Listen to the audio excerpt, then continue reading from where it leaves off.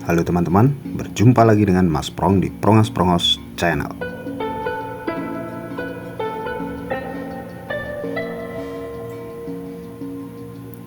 Pada kesempatan kali ini saya akan membahas permainan catur antara Ding Liren melawan Emilio, terjadi pada tahun 2018.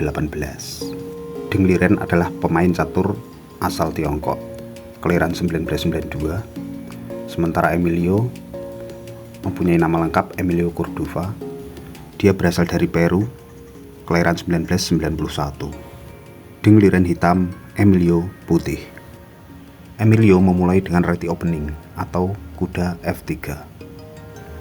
Dibalas Ding Liren dengan pion G6. Lanjut putih pion D4. Kemudian Ding Liren kuda keluar kandang F6. Lalu pion putih G3 untuk memberi jalan pada gajah, dan gajah hitam ke G7. Disusul gajah putih G2, lalu masing-masing melakukan rokade pendek. Model permainan seperti ini biasanya akan berlangsung lumayan lama, karena masing-masing melakukan pertahanan di sayap yang sama dan melakukan penyerangan di sayap yang sama pula. Tak jarang yang menganggap permainan seperti ini membosankan, tapi saya jamin permainan kali ini berlangsung sangat menarik dan tidak ada alasan untuk mengatakan membosankan. Lanjut, pion hitam D5 dibalas putih dengan pion C4 menantang pertukaran. Hitam tidak menerima, ia memilih pion C6. Lalu putih kuda D2 memberi dukungan terhadap pion C4. Kemudian Ding Liren pion A5 dibalas Emilio pion B3. Sampai di sini terlihat mereka sama-sama memainkan pion di sayap menteri. Ding Liren mengorbankan pion untuk membuka lajur benteng, namun putih menolak, memilih memainkan gajah di B2. Biasanya posisi seperti ini hitam memainkan pion untuk mengancam gajah, baru kemudian gajah pindah ke C3, baru kemudian kuda mengancamnya di E4. Namun Ding Liren memilih untuk memainkan kuda langsung ke E4. Dilanjutkan putih memakan kuda, dan kemudian kuda putih pun juga dimakan balik oleh pion hitam. Sekaligus pion hitam mengancam kuda putih lainnya. Dijawab oleh putih kuda E1, lalu pion hitam ke C5. Jika pion ini dimakan, gajah putih menjadi gratis, sehingga putih memilih memainkan kuda untuk melindungi pionnya. Kuda hitam ikut mengancam pion, dan putih memperkuat dukungan terhadap pion D4. Lalu hitam membuka pion lajur F, lalu dibalas oleh Emilio gajah C3. Ding Liren memainkan menteri ke C7 untuk memposisikan ke pertahanan putih, dan putih menjawab kuda ke A3. Hitam memakan pion di D4. Kuda putih mengancam menteri di B5. Menteri hitam masih memposisikan diri di diagonalnya, baru kemudian putih memakan pion D4. Lalu inilah langkah pengorbanan pertamanya hitam, yaitu kuda memakan pion D4.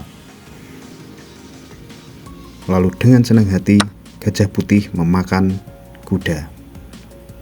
Setelahnya benteng hitam memposisikan diri di D8 untuk memaku gajah putih. Tapi putih tidak terpengaruh, ia malah mengancam benteng dan mengorbankan menterinya.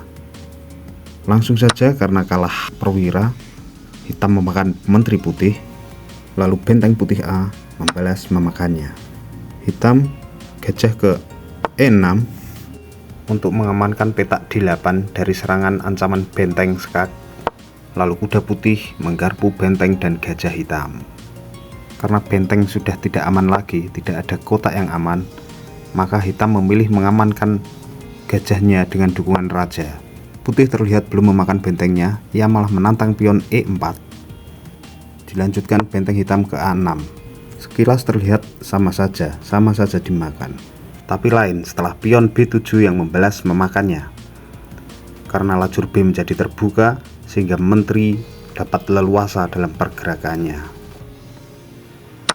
Dan ya, setelah saling memakan, pion C yang memilih melindungi gajahnya. Sekilas memang terlihat sangat kuat, tapi ini membatasi gerak gajahnya. Karena langkah terbagus sebenarnya adalah gajah yang ke C5. Oke, lanjut, hitam pion ke E3 karena posisi gajah hitam sudah terhalang. Lalu benteng putih E1 mengancam pion. Pion hitam F memberikan dukungan terhadap pion E. Di sini pion putih G tidak berani memakan, karena setelah menteri hitam memakan, pertahanan raja akan menjadi sangat lemah. Sehingga putih menggerakkan gajah melindungi E2.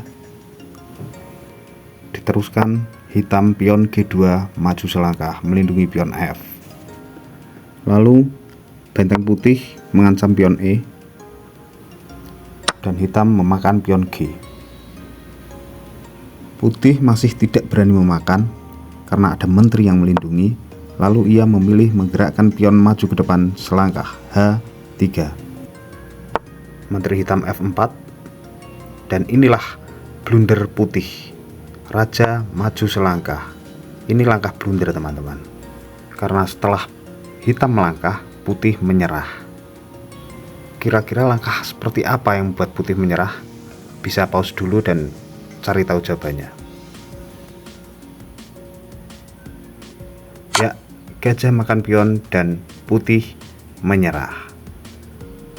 Jika gajah dimakan, menteri H4 skak, raja pindah ke G2 dan skakmat menteri H2.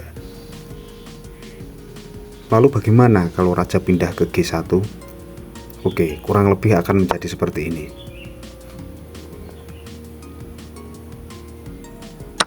Menteri ke F3, ancaman skak di F2 dan kemudian skakmat di H2.